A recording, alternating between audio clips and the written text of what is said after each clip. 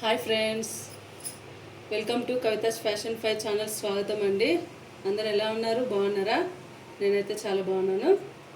ఈరోజు అయితే నేను మీకు కొత్త వెరైటీ ఐటెం చూపిస్తాను. అలసందలతో వడలు. ఇవైతే నేను ముందు రోజు బాగా శుభ్రంగా కడిగి పెట్టుకొని నానబెట్టుకున్నాను. ఇప్పుడైతే నేను ఈ అలసంద వడలు ఎలా చేయాలో చూపించబోతున్నాను. ఓకేనా అండి? చూసేయండి. మిక్సీ పట్టుకోవాలి.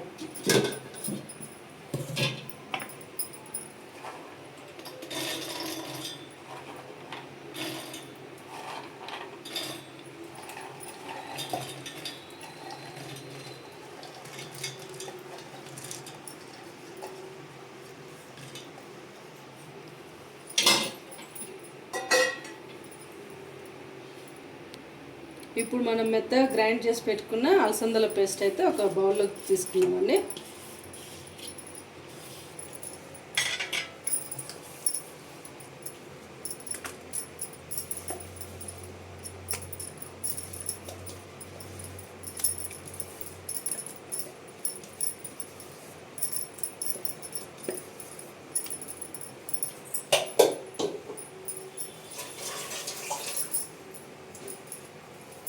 తీసుకున్నాం కదా, ఇప్పుడు ఇందులో ఏమేమి వేసుకోవాలో చూపిస్తాను.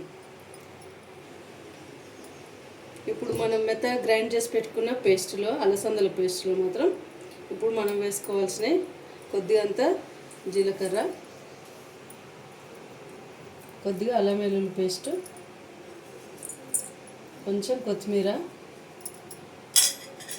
ఒక్క ఆనియన్ సన్నగా తరిగి పెట్టుకొని వేసుకోవాలి.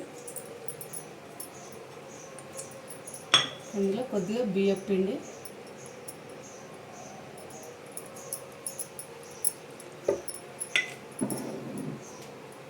రుచికి సరిపడా కారం. ఇప్పుడు వీటిని బాగా మిక్స్ చేసుకోవాలి.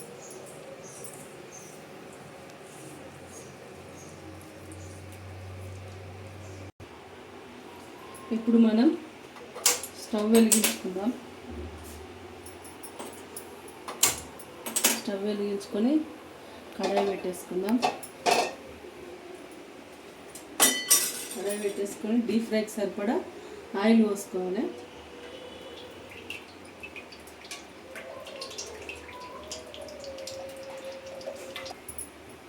ఆయిల్ హీట్ అవ్వాలి. బాగా హీట్ అయినాక మనం ప్రిపేర్ చేసుకున్న ఈ పేస్ట్ కొంచెం కొంచెం తీసుకొని ఇట్లా వడల్లాగా ఒత్తి వేసుకోవాలి. వాటర్లో ఇట్లా మనం చేయి పదన చేసుకుని ఇంకా కొంచెం కొంచెం తీసుకుని వడల్లాగా వేసేసుకున్నాం.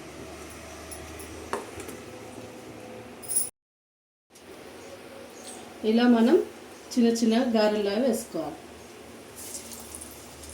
వాటర్లో తడి వేసుకుంటా ఇట్లా మనం చిన్న చిన్నగా నీట్గా వేసుకోవాలి. ఒక్కొక్కటి మనం అన్నీ ఇలాగే ప్రిపేర్ చేసుకోవాలన్నీ. చాలా టేస్టీగా ఉంటాయి. ఈవినింగ్ స్నాక్స్ ఐటమ్ లాగా బాగుంటాయి.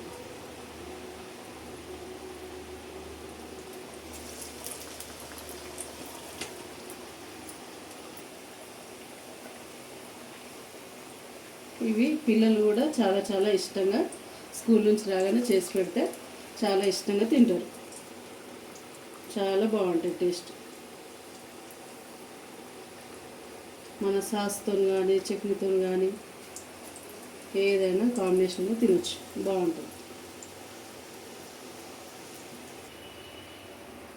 ఇలా రెడ్ కలర్ వచ్చేంత వరకు ఫ్రై చేసుకోవాలి.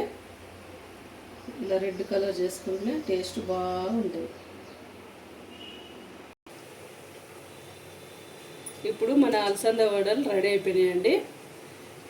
ఇవైతే చాలా బాగుంటాయి టేస్ట్. ఈవినింగ్ స్కూల్ నుంచి రాగానే పిల్లలు కూడా ఇష్టంగా తింటారు. ఇలా చేసి పెడితే చాలా చాలా హెల్త్కి కూడా మంచిది. ఇవి చట్నీతో కానీ మన సాస్తో కానీ దేనితోనైనా సూపర్ టేస్ట్గా ఉంటుంది. చాలా బాగుంటుందండి. నా ఈ వీడియో కనుక మీకు నచ్చినట్లయితే లైక్ చేయండి, సబ్స్క్రైబ్ చేసుకోండి.